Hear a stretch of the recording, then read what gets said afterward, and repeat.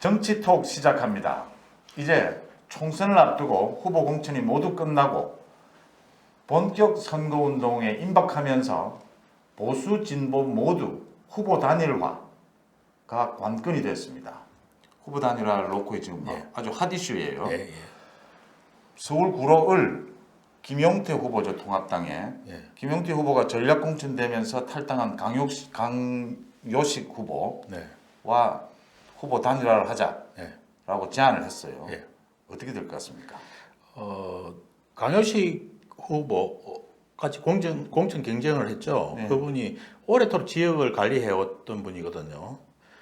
그런데 이제 공천에서 험지 출마론에 밀려서 김용태 의원한테 이제 공천에서 밀렸는데 두 분이 같이 나오게 되면 아무래도 표분산으로 당선되기 어렵지 않습니까? 상대는 이제 민주당의 윤건영 후보거든요. 그렇습니다. 대통령의 복심이라고 하죠. 예.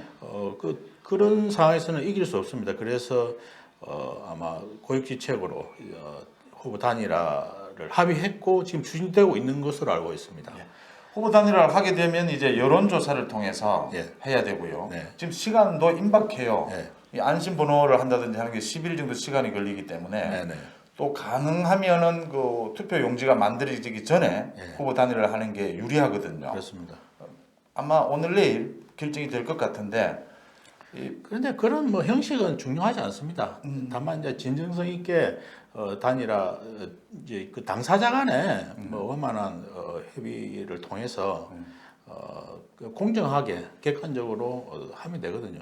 근데 그걸 안심번호를 만들고 굳이 그거는 혹시 그 방법이 안 해도 된다. 다른 방식으로 할 수 있는 방법은 많습니다. 다만 제가 여기서 이제 후보 단일화 말씀이 이제 나왔으니까 제가 강조 좀 드리자면은 지금 통합당에 지금 이런 지역이 많지 않습니까? 지난 주말에 이제 개인적으로 후배와 이 정치 이야기를 좀 나누다가 이 후보 단일화, 이 구로을 이야기가 나와서 좀 이야기를 좀 전개가 된 게 그 후배가 이런 이야기를 하더라고요. 자기 이제 인천에 장인 장모님이 지금 살고 계신데 지금 아마 그분들이 지금 보수 우파 지지자인 것 같더라고요. 그런데 이 공천자와 이 지금 무소속 후보가 같은 보수 우파인데 누구를 찍어야 될지 이 잠을 못 잔다는 겁니다.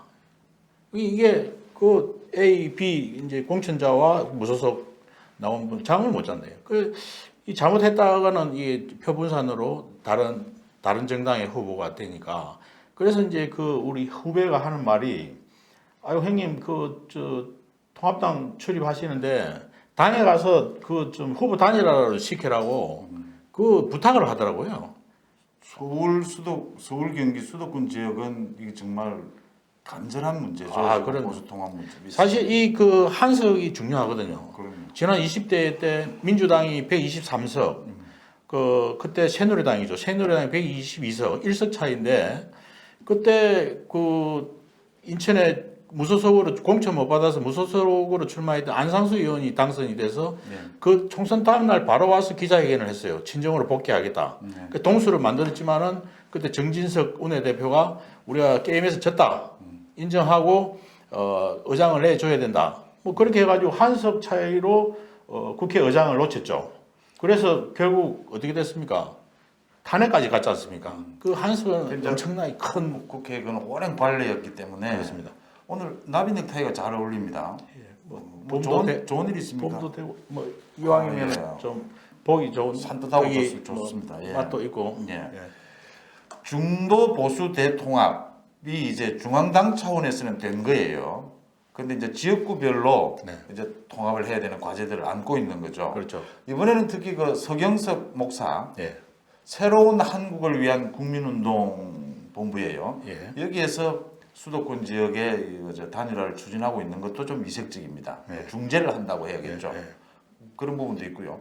또 충북, 청주, 흥덕 정우택 의원 여러 도지사까지 거친 분이죠. 김양희 후보와의 단일화를 또 제안을 했어요. 또 진행이 되고 있고 민주당 쪽에서도 여러 곳에서 서울 경기 지역에서는 단일화 얘기가 나오지만 민주당은 아무래도 좀 여유가 있다. 또는 이래 봐서인지 구체적으로 현실화될 것 같지는 않아요. 네. 뭐 제일 급한 건 지금 통합당이다. 네. 특히 지난 총선을 보면은 서울 수도권 지역에서는 5,000표 이내로 당락이 갈린 곳이 뭐 수십 곳이에요. 정확하게는 뭐 40곳 그렇습니다. 가까이 됩니다. 예. 이 단일화가 당락을 결정짓는다. 이렇게 봐야 되는 거거든요. 그래서 이번 총선에 그 마지막 변수가 단일화, 이제 후보 개인 간 단일화도 있지만 정당 간 단일화도 있겠죠. 그래서 그게 아주 중요하다고 저는 보여지고 있고요. 특히 통합당은 이번 이 단일화 작업에 있어서 더 신중하게, 더 치밀한 계획 속에서 성사를 해야 지금 원내 일당 싸움을 매서 이길 수 있다고 저는 봅니다. 지금 마지막에 지금 잘 나가다가 공천 잘 해놓고 마지막에 지금 공천에 실망한 국민들이 많거든요. 마지막에 한교안 대표가 뭐 자기 사람 심는 것처럼 공천을 번복하고 재번복하면서 이 지금 지지율 조사를 보면은 이 좀 이렇게 잘 올라가다가 어느 순간 딱 정체돼 있어요. 그게 그 어떤 통합당의 그 공천에 그 뭐랄까 조금 그 좀 서운한 그 좀 뭐랄까 불만을 가진 사람들의 어떤 이 표출 아닌가, 그런 의사를 표출한 거 아닌가, 그런 생각이 들어요. 그래서 이번에 그 김종인 총괄 선대위원장이 이제 들어왔는데 이분이 그 공천 좀 잘못된 공천에 대한 부분을 정리해 줄 필요가 있어요.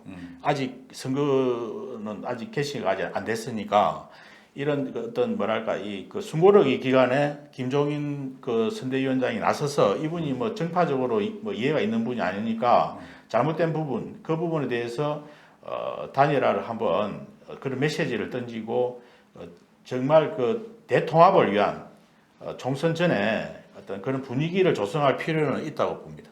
이와 관련해서 황교안 대표가 오늘 무소속 출마를 용인하지 않겠다. 네. 무소속 출마 다 당에 받아들이지 않겠다. 이런 강력한 네. 후보뿐만이 아니라 그 후보를 돕는 당원들도 이렇게 용서할 수 없는 것 아니냐. 제명시키겠다, 뭐 강하게 응징하겠다고. 사전 정지 작업인 것 같아요. 예. 무소속에 대한 압박을 하면서 예. 이제 전체를 놓고 중도 보수 대통합을 예. 무소속까지 다 끌어안는 또 방안이 나올 수도 있어요. 그렇습니다. 막 이런 안들이 있습니다. 그 황 대표 입장에서는 뭐 그렇게 갈 수밖에 없죠. 일단 왜냐하면 당 공천에 중심으로 대한 해야죠. 어떤 결과에 성공하지 않는 자에 대해서 뭐 자기가 옹호해 줄 수는 없지 않습니까? 그렇죠. 당의 대표니까. 그러나 그 이 공천 자체에 대한 공천 자체에 대해서 그러니까 잘못된 부분이 있거든요. 그 부분을 이제 김종인 위원장이 좀 중재해 줄 필요가 있다는 거죠. 당 대표로서 당연히 그 어떤 민주 정당에서 공천에 이 불만을 품고 자기 입신을 위해서 뭐 무소속 출마한다고 그러면 그런 분은 영구히 그 제명을 시켜야죠. 뭐 그러나 우리 정치가 뭐 그런 게 뭐 선거 지나고 다음 대선이 되면은 또 뭐 나중에 다 합류해가지고 그걸 또 수용해주고 하니까 뭐 그게 이제 재탕 삼탕이 되는데 그 부분은 정확하게 집대 공천이 잘못된 부분 그 부분에 대해서는 좀 권고 사항으로 좀 뭐랄까 좀 화합을 유도하는 그런 전략이 필요하죠. 봐야 된다. 네. 그러면 지금 그 민주당 보십시오.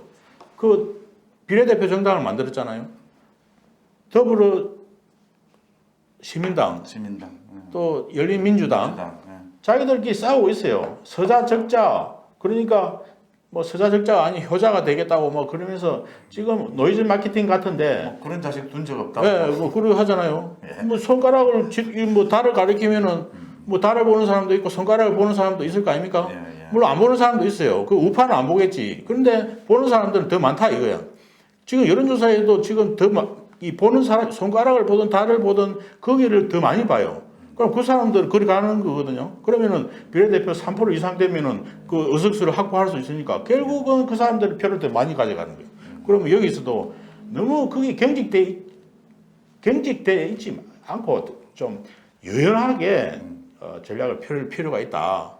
인천이죠. 그 윤상현 의원이 무소속 출마한 곳이요. 예. 거기도 지금 복잡하게 난립하고 있는 거죠. 아, 삼파전이 지금 그렇죠. 뭐 그 지금 그 윤상현 의원이 컷오프 됐거든요. 친박의 어떤 그 프레임에서 이제 컷오프 돼서 무소속으로 나왔는데 예. 그분은 지역구는 워낙 또 탄탄하죠. 조직 능력도 좋고 좀 여론조사 여러 개 여론조사에서도 잘 나와요. 그런데 이제 좀 냉정하게 볼 필요가 있습니다. 이제 공천이라는 뭐랄까 여야의 공천 싸움, 공천 전쟁은 끝났습니다. 이제는 이기는 이제 총선을 해야 돼요. 이기는 전쟁에서 이겨야 되는데 누가 나가서 싸워서 이길 것이냐 그 장소를 이제 한 번 더 검증해 볼 필요가 있다고 보거든요. 사실 뭐 안상수 후보, 윤상현 후보 뭐 호불호가 있겠죠. 그런데 우파에서 야 누구 밉다. 아무리 미워도 우파에서는 그럴 겁니다. 문재인이 보다 믿겠냐. 그러면 나가서 이길 사람이 누구냐. 그 사람을 선택해서 내보내야 됩니다. 반문재인 또는 문재인 정권 심판에 이제 보수가 대통합의 움직임을 지금 가속도를 내고 있고요. 그렇습니다. 거기에 상대해서 또 이제 민주당도 움직이겠죠. 예. 민주당도 여러 곳에서 물밑에서 이 통합 작업을 민주당도 마찬가지거든요. 지금 그 경기도에 보면은 지금 이번에 그 우생순 우리 잘 알지 않습니까? 올림픽 대회 나가서 두 번 금메달을 따고 메달을 획득했죠. 이모경 의원이 이제 전략 공천을 나갔는데 그 역시 또 지역에서 이 텃밭을 일군 그 당협위원장 출신이 이번에 무소속으로 나와 있고요. 그런 부분도 또 정리해줘야 됩니다. 거기도. 맞습니다. 그래서 딱 여야 대표 선수들끼리 붙여서 정정당당하게 해야지 뭐 이런 어부지리가 생기고 그러면 안 되지 않습니까? 이 후보 단일화 문제는 아주 급박하게 움직이고 있으니까 곧 또 다음 시간에나 내용이 바뀌는 대로 한 번 더 정리를 하기로 하고요. 예. 오늘은 뭐 여기서 마치죠. 네, 정치톡 여기서 접겠습니다. 고맙습니다.